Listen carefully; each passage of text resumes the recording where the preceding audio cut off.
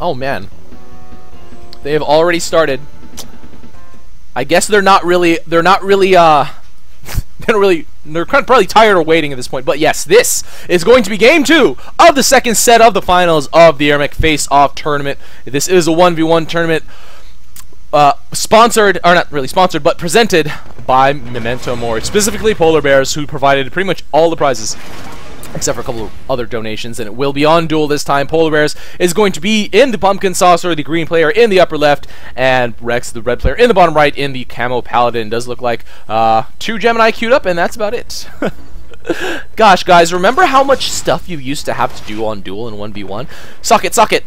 Suck it, suck it, suck it, suck it. Suck it, suck it. Pre-build 1 so you can suck it here. Make sure to put some AA defense or something like that. Oh man, that was terrible. But now no moneymakers, no sockets. We don't need to care about that anymore. It's, yeah. It's like whatever. Polarbearz and Wreckz both leading up to mid from the top and the bottom. So from the, you know, similar symmetric sides. Wreckz actually working on the left first, which is a little bit interesting. Polarbearz working on directly the top. Has a few, okay, has a ratchet out. So yeah. Now coming out with Morty's already. Is he going to go with a cheese already? Oh, this might actually work. If Wreckz does not, because Wreckz is harassing.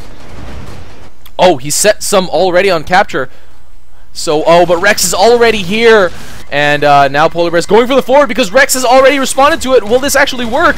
Oh no, Wreckz already coming back again. And the level 4 creeps. Dem level 4 creeps are so damn strong.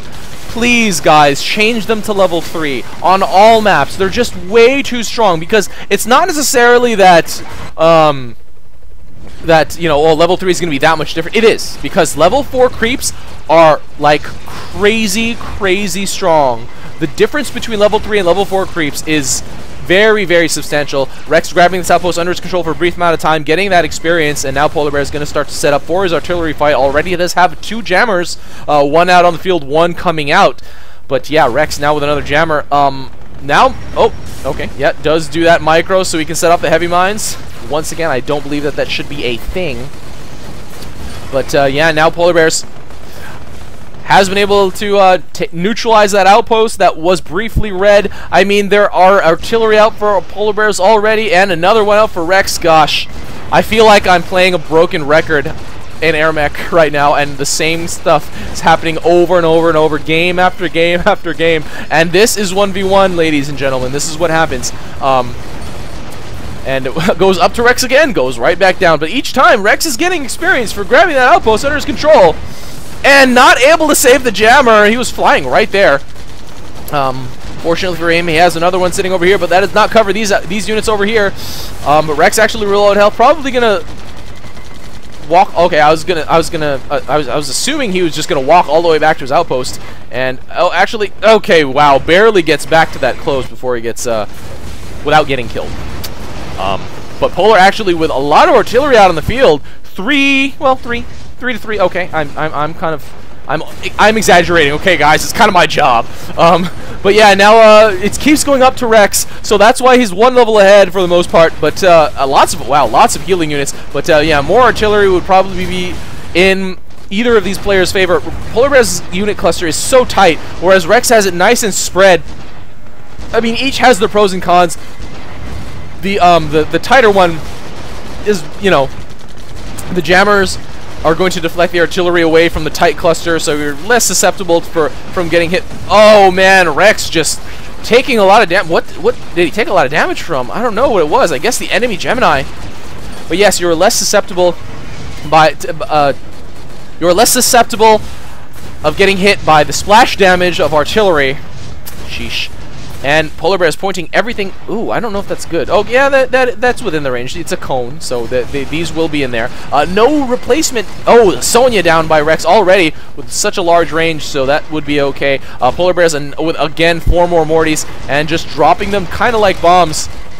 And because they just do massive amounts of splash damage at the time that they're alive.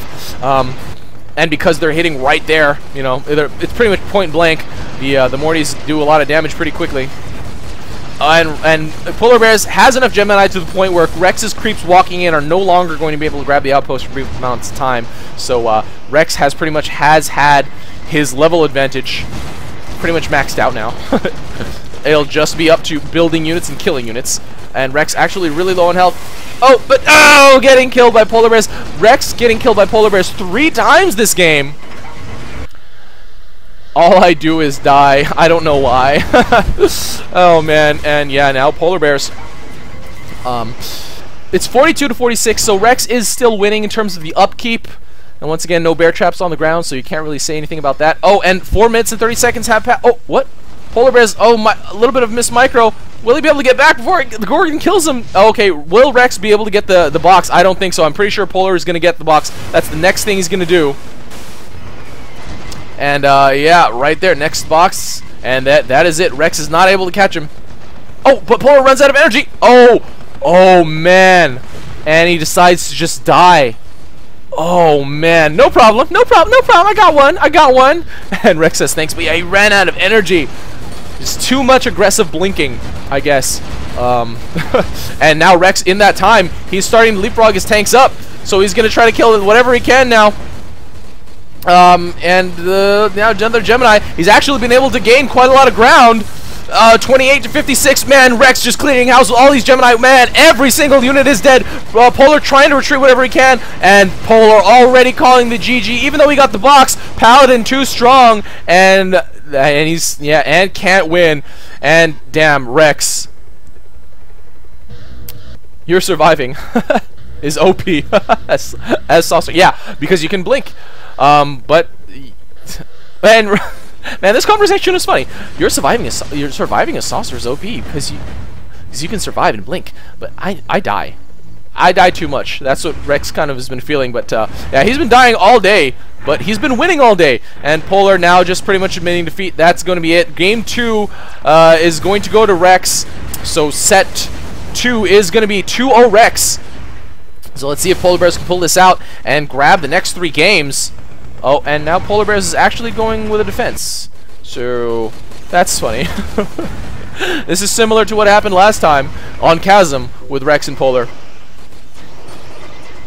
And yeah, Seeker and Ratchet. GGWP calls Polar. Oh, and Wreckz switched to T. I didn't actually catch that. And Polar leaving the game. Wreckz now switching back to Y without an intelligent human to do the micro. Wreckz is pretty much safe to just go straight to Y and get this win.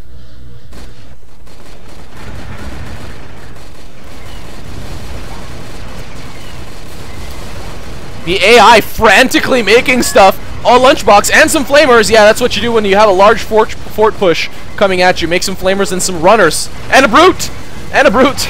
Either way, Wreckz will be able to finish this game pretty quickly.